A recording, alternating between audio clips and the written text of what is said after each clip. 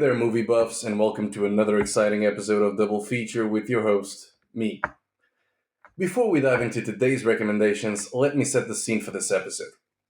Have you ever noticed how certain movie themes continue to pop up across different eras even after they fall out of favor with audiences? How you find a title such as Billy Wilder's Fedora, a movie that feels like it belongs in the 1940s, yet was produced and released in 1978? It's a curious phenomenon, and today I'm bringing you two titles that share a common theme and were released way after the popularity of the genre they belong to had waned.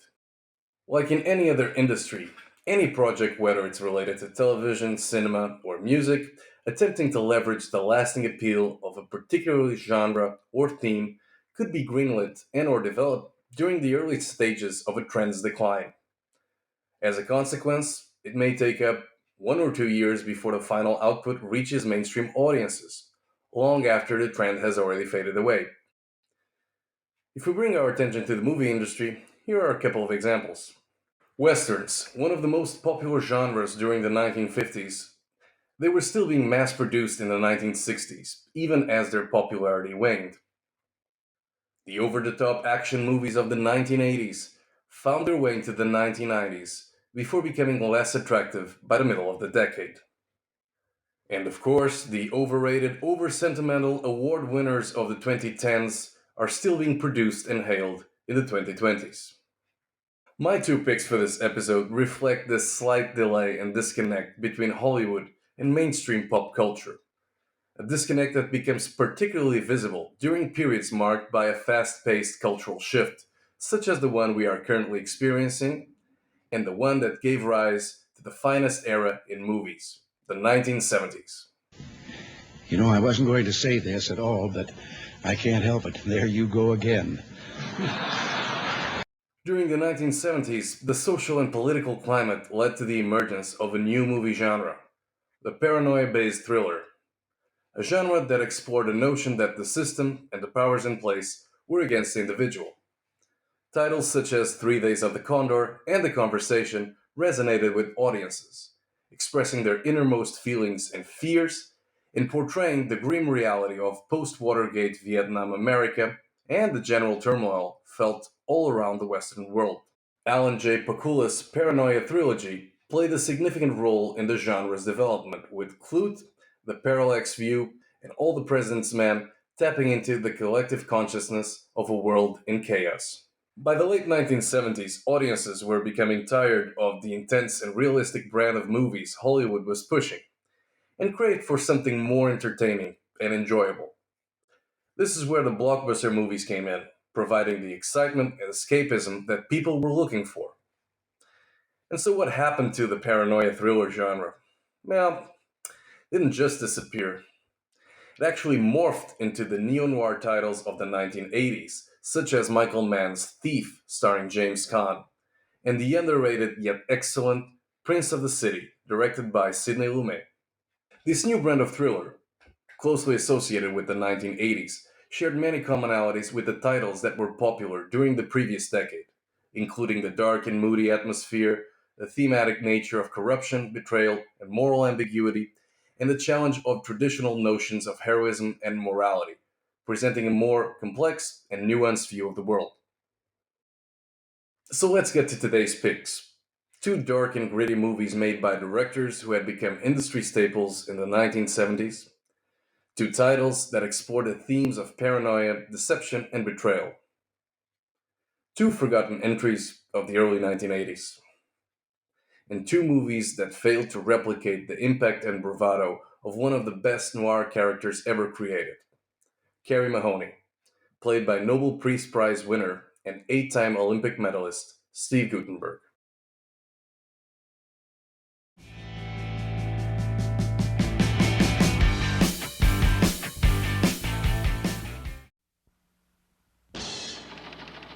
I checked the inflows to 21214. It isn't against the law. It isn't even a conspiracy. I'm still not sure I trust you, you know.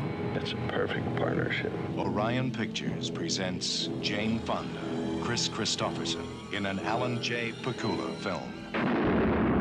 Rollover. There are risks involved. I've never been afraid of risks. They make the rules. and they can break them. You set me up, Max. Is that a fact? They make the deals, and they keep the secrets. I'll take my chances, and they'll have to take theirs. They watch the clock, but time is running out. Sell dollars. We've got 100 million to dump. Rollover. After branching out to westerns and comedies, director Alan J. Pakula returned to direct the type of movie he had become famous for in the 1970s. The result was 1981's Rollover. In the movie, Kris Kristofferson plays Hubble Smith, a banker tasked with turning Borough National Bank's fortunes around. Hubble devises a plan for the bank to act as a broker for a $500 million loan from a Saudi consortium to Wintercam Enterprises.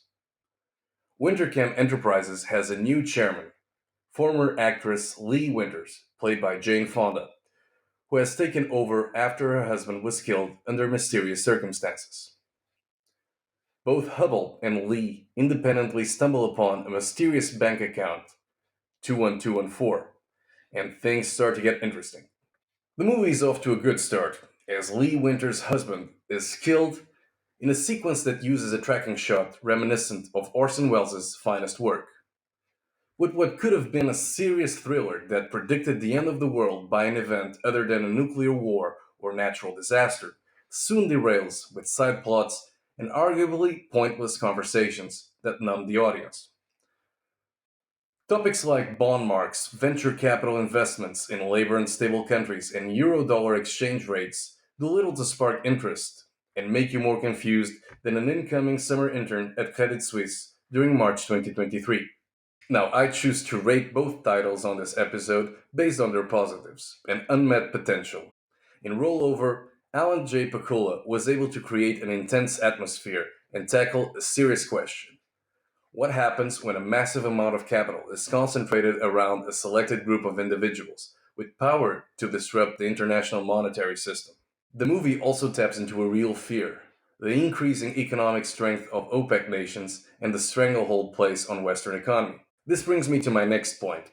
Had this movie been released in, say, 1977 or 78, just before the second oil shock, it would have been a hit and praised for its predictive nature, much like what happened with the China Syndrome in 1979, a disaster thriller starring Jane Fonda dealing with the dangers of nuclear power, released just 12 days before the 3 Mile Island nuclear accident. Acting-wise, the movie offers nothing to write home about. Rollover showcases a wooden performance by Kris Kristofferson and finds Jane Fonda sleepwalking through her line deliveries. I say, replace them with Jeff Bridges and Faye Dunaway, and instantly the movie gets better. I think the sole exception is a stellar performance by Hume Cronyn. All because you tried to stop a movement that couldn't be stopped anyway. Listen to me, Hub. Money, capital, has a life of its own. It's a force of nature, like gravity, like the oceans. It flows where it wants to flow. This whole thing with the Arabs and gold is inevitable. We're just going with the tide. Still, the potential was there in 1981. It's also here today.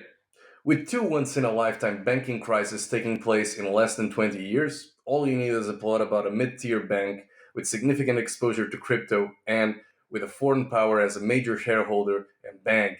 You've got a decent, half-cerebral, modern-day thriller. As a piece of nostalgia, and as a doomer movie released during an era of renewed optimism, Rollover has to be seen. Its message is still relevant, its concept is amazing, and overall, it has a strange interest and charm. Watching it will yield a modest return on your investment, though.